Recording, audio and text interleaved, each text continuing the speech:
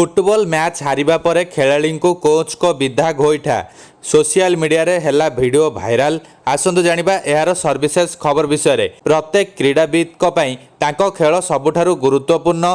केही सेमानंको खेल हारिबाकू चाहंती नाही, किंतु जदि पराजय हुए तेबे दलर समस्त खेलाड़ी परस्परर सहारा होइथांती।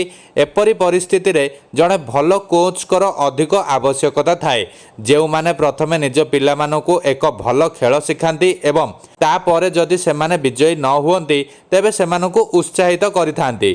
तेबे जणे कोचकर एक वीडियो सोशल मीडिया रे भाइराल हेबारे लागिछि। से मैच हारि जिबा परे तांको दलर खेलाड़ी मानंकू विधा गोईठा मारुथिबार वीडियो रे देखिबाकू मिलुछि। क्रोधित कोच समस्त खेलाड़ी को एक धाड़ी रे बसाई जनक परे जनकू विधा गोईठा मारुथिबार देखा जाउछि।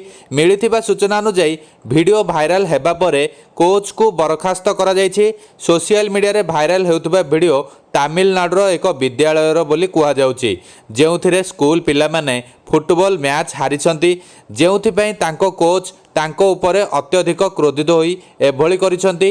भाइराल हेउथिबा वीडियो गुड़िकरे कोच तळे बसिथिबा पिलामानଙ୍କର केश टाणुछंती एवं धक्का मारुछंती। पाखरे छिड़ा होइथिबा लोके केवल नीरव द्रष्टा साजिछंती। वीडियो रे क्रोधित कोच जणे खेलाड़ी को पचारुछंती जे से जणे महिला की विपरीत दल को किपरि स्कोर करने को देले।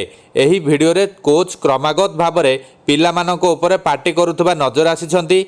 मिलिथिबा सूचना अनुसार एही वीडियो तमिलनाडुर सालेम जिल्लार मेटूर निकटरे थिबा एक सरकारी सहायता प्राप्त विद्यालयर।